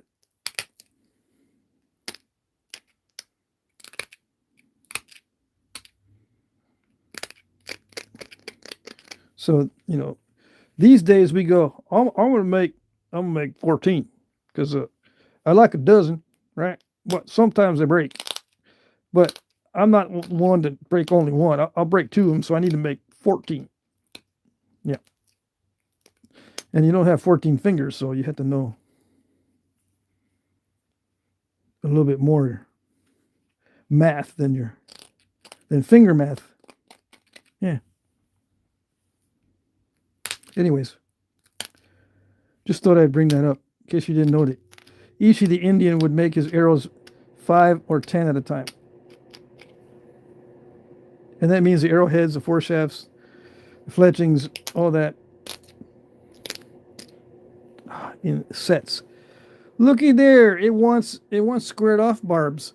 Yeah, it doesn't want pointy barbs. All right. See, it wanted the squared off barbs. Well, let's do the squared off barbs. Yeah. No problems. I don't care. I was using too much pressure. In case you're wondering why that happened. Yeah, but you didn't do it right. I don't want to see you make a mistake because it gets me upset. Yeah, I know. It gets me upset too. It's ridiculous. It's ridiculous something so easy can get messed up. All right, so let's see. Does it fit the width of the wood? Or do I need to go a little bit deeper with the notches? Yeah, it's good enough. It's almost the same width. As long as it's the same width or a little bit larger, it doesn't matter. I will fix the barbs, by the way. I made them symmetrical. I'm gonna fix those. I'll sharpen them again, but this time I'm gonna have little serrations, because this extra room now allows me to do some serrations. But yeah, the width of the neck needs to be the same width as the wood or a little bit larger in order for a tight fit. And a lot of these, you don't need glue. You just, especially with these deep notches, you don't need glue. You just wrap it real tight. With sinew, yeah. Or a thin rawhide or something like that. Something that sticks to itself. That reminds me, I was looking up some glues.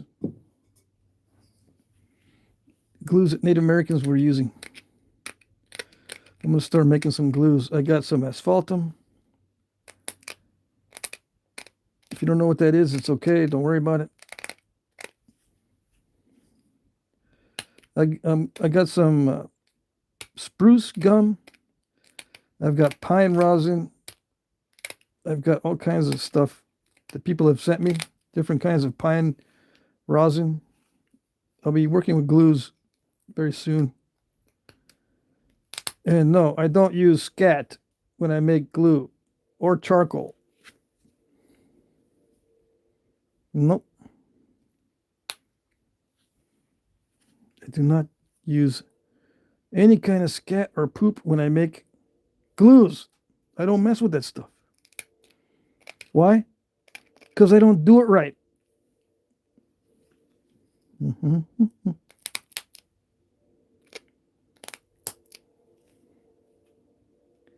I'm getting the feeling that you're making fun of us. Yeah, we'll give you that idea. But it's true. I never mess with scat. Never, ever, ever. Because as soon as I do, that time that I do, I'm going to get a disease. And I don't have no time for that. I don't have no time or money to deal with any kind of animal disease. No nasty disease from any animal's butt. Nope. I have no patience for that. Just because some cool rando on the internet says you can use scat in your arrowhead glue doesn't mean I'm going to do it. It's not a rando. It's a guy with lots of views. It's a high view rando. Yeah, I know. High views means you're awesome. Yeah, I know.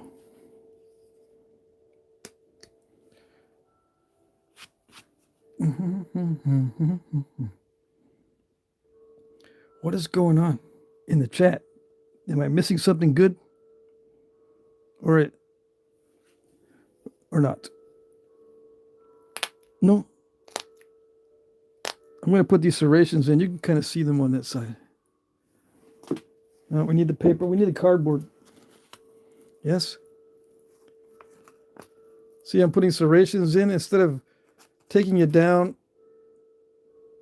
to sharpen instead of just taking the whole edge down to sharpen that barb, I'm going to leave some serrations in there.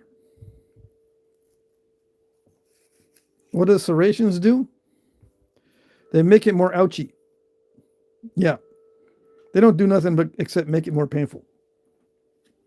There's been tests done on serrations, and there's negligible difference in a serrated arrowhead and a non-serrated. As long as the non-serrated is sharp, there's almost no difference in the tests on this size of arrowhead.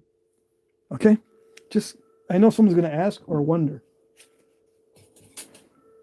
What tests? Where are the tests? I saw those tests many years ago, and I don't have the reference. But I'm pretty sure if you ask ChatGPT or Grok, they'll point you in the right direction. You can ask them, hey, ChatGPT, has there been studies done on serrated arrowheads compared to smooth-sided or smooth-edged arrowheads? You guys can type 100 times faster than I can. Just do it. I'm a one-finger typer guy. I can't do... If I start typing with more than one finger, I get dyslexia. For real. I'm a dyslexic person when it comes to using all my fingers. I switch the letters all around. I cannot type in the proper order if I use more than one finger, or maybe two. If I use more than two fingers, I can't put the letters in order. I don't know what it is. My brain seems to be sending the right signal to the right finger, but it isn't. I think it has to do with autism. That's my excuse.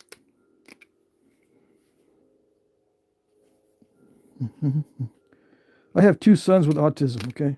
So I'm not just saying it. I can tell my dad had autism, although I didn't know what autism was when I grew up. And it runs in families, so. And one of my sons got diagnosed with autism, and I looked at his test, and I looked at the questions, and then I took a couple online tests. I said, you know what? I score pretty high on these tests. I do pretty good on these tests, these autism tests. I get a high score. I'm in the upper 90 percentile. Yes, I am. Man, I need to take more of them autism tests because it makes me feel good that I'm up in a 90-something percentile. Dad, it doesn't work that way. It means that you're stupid. Really? Yeah, you don't want to be good at autism. Yeah, that's true. But I want to be good at everything. Dad. All right. I used to joke around with the kids sometimes. You can joke around with them a lot more when they're older. When they're little, you don't want to joke around because then they go, Dad, I'm not taking you seriously. Why not? Because you're a joker. I'm not taking you seriously. You better take me seriously. No. You're a joker. Yeah. So you can't be a joker when you're trying to raise the kids. That was the bummer. That was one of the hard parts. Anyways, now they're all grown up. It's better. Wish I had known a lot of stuff, especially about autism, ADHD, depression, everything before we had children. It's not easy to learn on the fly because you make mistakes. Yeah. And you don't know that you're not supposed to be learning on the fly. So you think, okay, well, mistakes is just part of the process. No, mistakes is just part of the stupidity. Yeah. Someone should have told me. Or I should have been able to ask the question somewhere. Didn't even come up. Yeah. I didn't know what to ask. I know what to ask. Okay. Tell me what I should be asking for before we have children. What should I be asking for? And give me all the answers. That would have been cool. If that was possible. But no. We didn't get nothing. Nothing for answers. All right. So what I'm doing now is I'm putting in serrations, right? But I'm also trying to thin this tip a little bit more. It's okay to have a fat body on it, but the tip, the studies also showed that the sharper the tip, the better. So that is important. And thinness helps to sharpen it. The very tip is very important on these. So on artifacts, you'll see that too. A lot of times, just the upper third is sharp on the edge, and the rest of it is, mediocre or not even sharpened down here. It's just all sharpened up up near the top. If you haven't noticed that, just check it out. Don't take my word for it. I'm trying to actually see what I'm doing. It's hard for me to see. The cardboard helps a little bit, but only for display. I can't really nap with it easily. Let me see. I'll finish with these serrations here in a second. I'm still trying to... I can put them in, but I want to make sure they're sharp. I can put them in without worrying about how sharp they are. But I want to make sure they're sharp.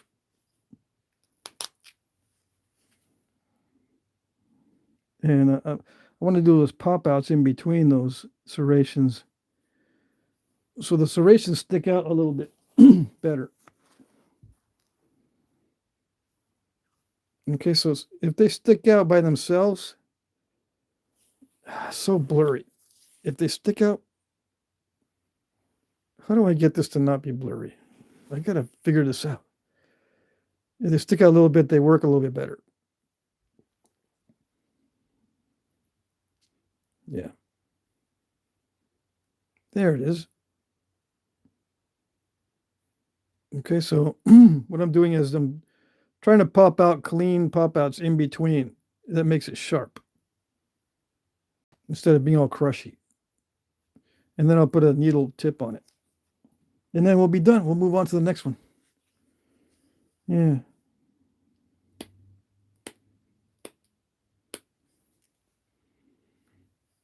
And sometimes it's easier just to put a bevel on the tip. But I won't.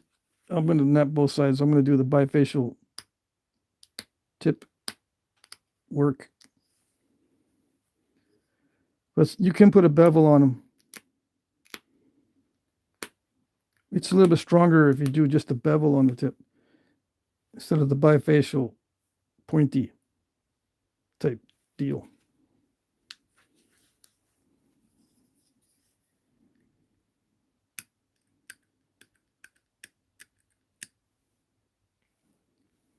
And yeah, it does matter when the tip is really, really pointy. It helps, especially if the hide is very hairy or something. I can't remember exactly what they said.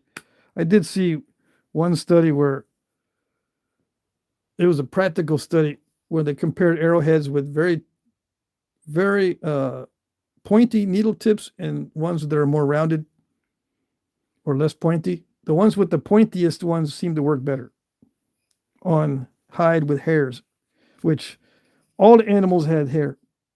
Yeah. The only ones that don't have hair, guess what? They're the humans. Yeah. So it doesn't really, I don't think it matters too much with humans. If you make a warp point. But for animals, the really needle tip does work pretty good. All right, so that's it for that one. Okay. Let's put it in the haft. That way I can display it better. I got sinew, but it's in the house. No, I got sinew in here. Don't I? I might be able to wrap it just for grins and giggles. Okay, I'm getting dizzy. The tripod is swaying. All right. Nice. I could get some sinew. I think I have sinew in here. Let's see. Where is my sinew? I got feathers. I see the feathers. Where's the sinew? I say sinew instead of sinew. Right. I don't care, dude. Just do the Flintnapping. Just do the freaking Flintnapping. Don't worry about it. Yeah. I think I got a little bit of sinew. Yeah. Where's my water? I don't like putting the sinew in my mouth because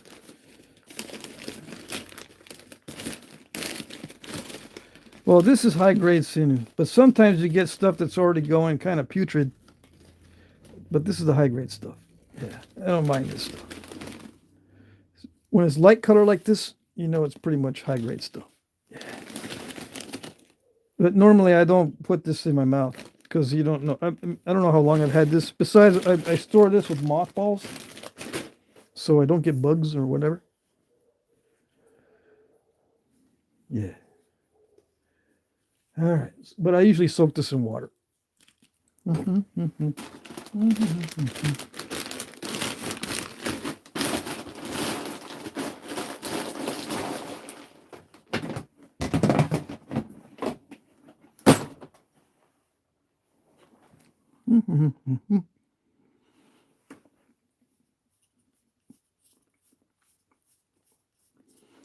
If the point stays still when you twist it, it's centered. Yeah, imagine that. It's going to take a while to get this softened up. Let's break it down into a smaller strand. That way it softens easier. It's not fully softened in the stick part. Come on. You're going to give me some troubles? Oh, it tied itself into a knot. Great. Wonderful.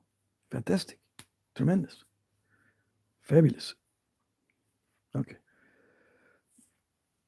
We'll have to wrap it more times, but the thinner this is, the quicker it softens up, then the quicker it will stick to itself. All right. Yes? How do I know? I don't know. So I have another arrow shaft also. I got this one. Yeah. But the wood stain is not going to work right. And this notch is too shallow. See, I get different depths of notches according to the types of arrowheads. But these are both arrow foreshafts. Sometimes I write notes on these.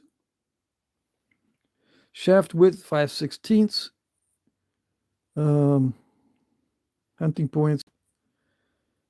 Notch depth 9/16 inches. Oh yeah, I was going to make some arrowheads to spec.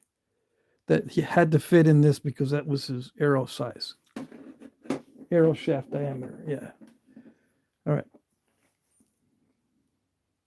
Like I said, on these, you don't need glue if you have them real tight, and the notches match the wood, so to speak. And I'll be able to dismantle this no problem. After the video, I'll take it apart again. But anyways, this wood is a little bit too far for my taste up above the notches, but it's okay. On arrows, it doesn't matter too much, but on that little darts, the transition is important because it's a lot thicker than this. You can put glue in here to make the transition nice and smooth. Like you can put pine pitch, but what you're basically doing with the pitch, it doesn't hold the arrow all that well because it snaps. It doesn't really glue that well. What you're doing is you're filling all the gaps so that when you wrap it, the wrap is stronger. Okay.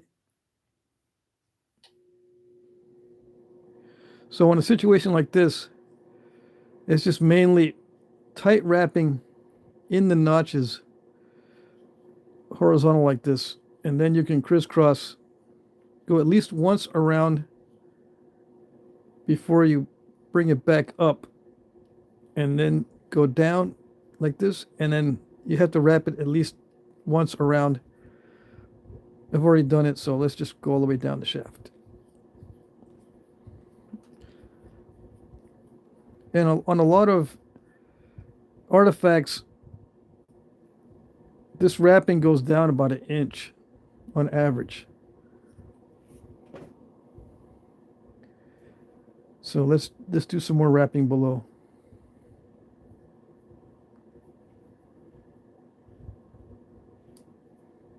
And you want it to taper so that it sticks to itself well.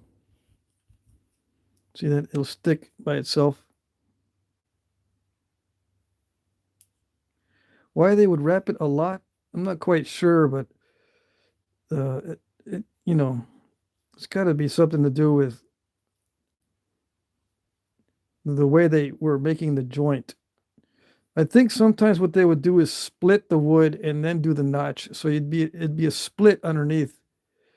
One of the artifacts I've seen does have a split down here, so that's why they would wrap it a lot, I'm thinking. But a lot of these arrow Foreshaft artifacts have a lot of wrapping. In a lot of arrow artifacts have about 1 inch or more, in case you didn't know. And this sticks to itself. You don't need glue, especially if you use warm water or saliva. You don't need glue, or you don't need to tie it off. It sticks to itself. Okay? And this is, when it dries,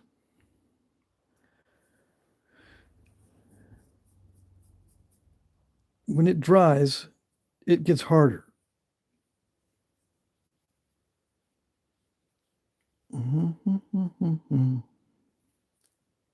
So it forms a hard wrapping,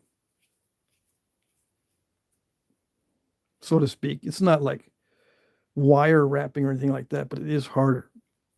You can put some glue or whatever. I'm looking into making hide glue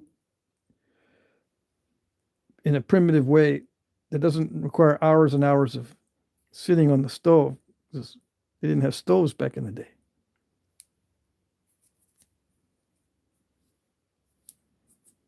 Okay, so yeah, it sticks to itself, and then you just warm it up to dry it. Like with a space heater? Yeah, like a space heater, or maybe a lighter. Indians would break out their lighters. No, dude. Yeah, I know. Anyway, you warm it up and it'll do it. Okay, and the glue is mainly to fill the gaps. So it fills the gaps between the wood and the arrowhead, and it makes the transition real smooth. Okay, I didn't put glue in here, obviously, but I just showed you what the sinew does. You don't need to tie it off. Okay, or anything like that. And when you wrap a crisscross, you don't go up and down, up and down, up and down. You go down, around, then up, then down, then around, and then up, and then down, and then around. So it actually holds the arrowhead. If you just go up and down, up and down, up and down, up and down to do the crisscross, and you can pull that right off. Okay? How do I know? I don't know. Yeah, it's still aligned. Yep. Okay. I like it. Now I got that taste of sinew, but it's okay. I'm not worried about that particular batch.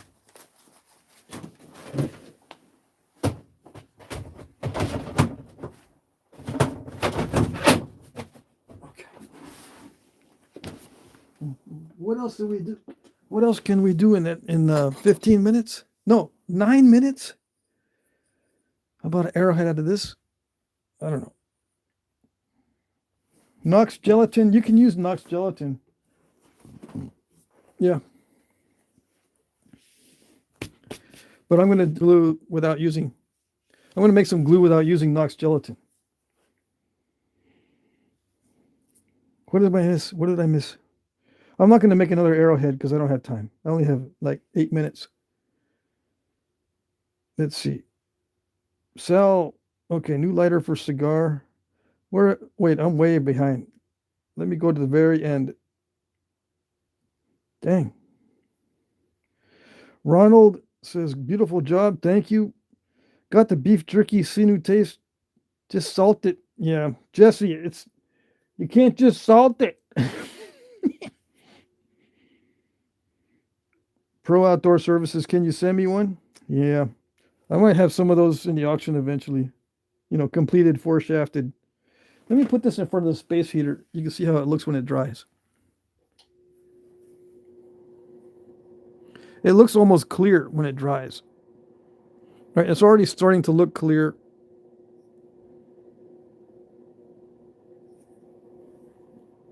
I'm just going to leave it over here next to the space heater while I check the chat.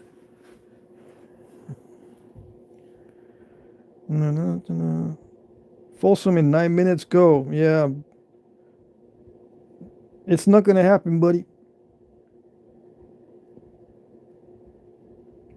Bad Dogma says, I keep my hide glue in a plastic bowl, add water and microwave it a few seconds, and stir till it's good. Yeah, just a few seconds because that stuff is explosive in the microwave. How do I know? I don't know.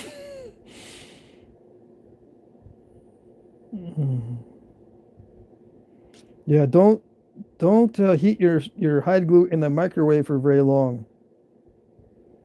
It's easier just to use a little hot pad. You can let it sit on those little coffee warmer hot pads in a little tuna can or whatever, and it'll evaporate off most of the water. You just got to keep an eye on it. So you don't have to do this technique where Bad Dogman says he lets it dry in the fridge over and over. You don't have to do it that way. You can evaporate it on a little hot pad. Just keep an eye on it so it doesn't get too hot. Let's see. Hey, Sal left. He had to go. Let's see. Pull it under your thumbnail so it goes on flat and not twisted. Yeah, well, that works a lot better with a lateral dart point. Yeah, on these little arrowheads, you don't have to worry too much about that. You don't have to worry too much about it going on flat or crooked or whatever. Not on the arrowheads. This is small stuff. On the lateral dart points where you have thicker sinew, yeah, you don't want it to be twisted. But on these, it doesn't matter too much. If you look in museums, have you examined real arrowheads and that kind of thing? They don't care about the twisting. Let's see. Do you finish the arrow with pine pitch? You can, but it once the pine pitch hardens, it flakes off. So, but you can do it. I mean, if you don't mind it flaking off and getting all inside your quiver, it's okay. How do I know? I don't know.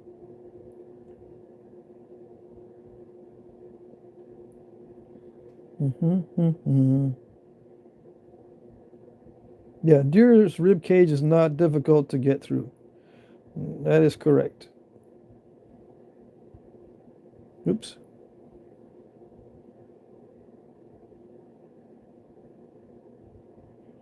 Somebody says they use them for fish too. What did they use for fish? Stone arrow points?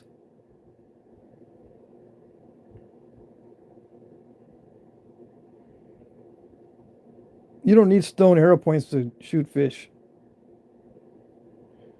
Just plain old wood or bone works fine on fish. Atlas Glassworks says, if I send you glass, would you use it? I could make a few sections, borrow silicate blanks. Well, it depends on the color. If you have jet black, I'll take some of it. If not, I've already got all the other glass colors. But yeah, thanks for the offer.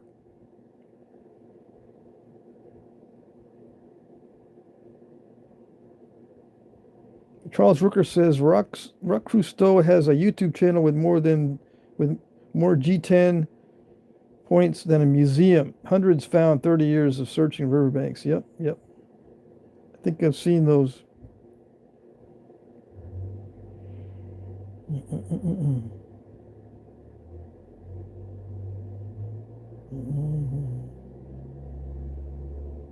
So talking about Amos points.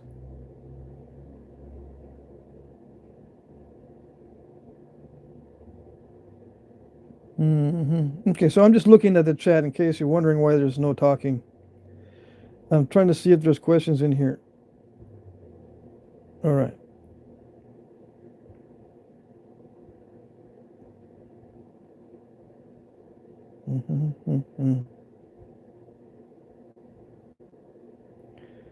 Well, let's see. Yeah, when I say scat, I don't mean the type of singing.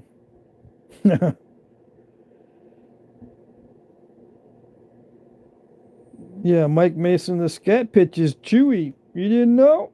You should try it.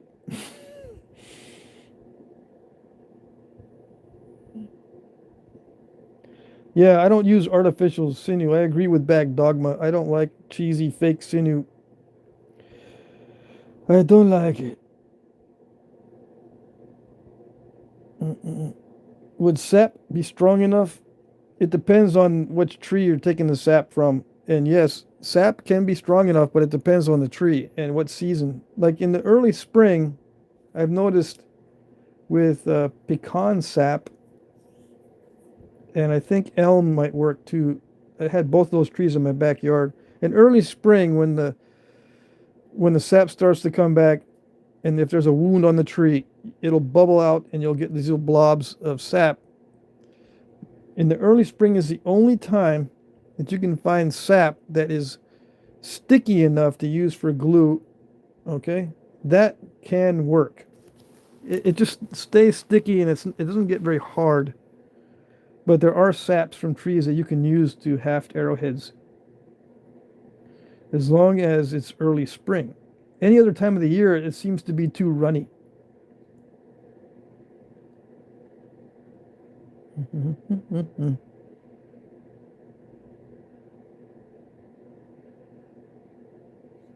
Let's see. So this has been drying. I would just, there's a little bit of fuzziness. I would just burn that stuff off. Let's see. These don't need to be fancy. Okay.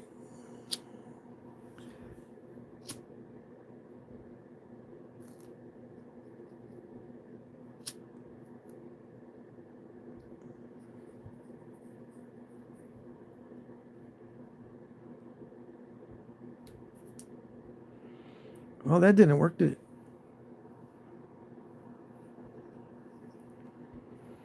thought it would burn off, but it didn't. The sinew's too good.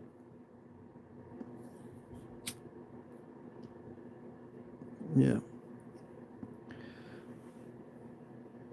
Was I not in frame?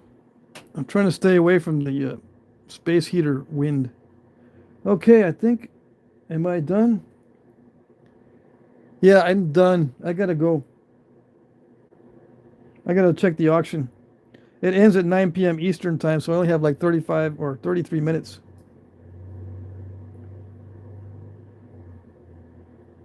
But yeah.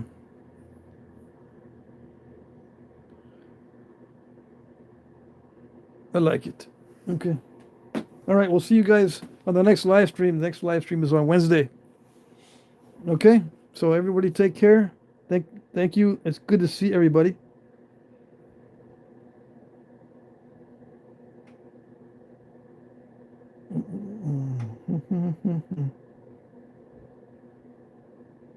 Okay, yeah. Good night, everybody. I'll see you on Wednesday. Next live stream is 2 p.m. to 4 p.m. Wednesday. I might sneak one in before then.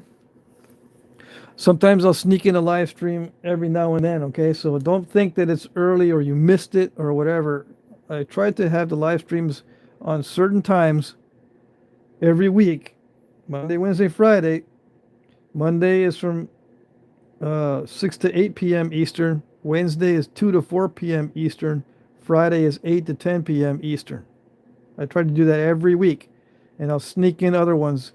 If you see a live stream come on at a different time than what I just said, that means I'm sneaking one in. Doesn't mean you missed it or you're too early or too late. Okay? All right, we'll see you next time. Thanks, everybody. Bye-bye.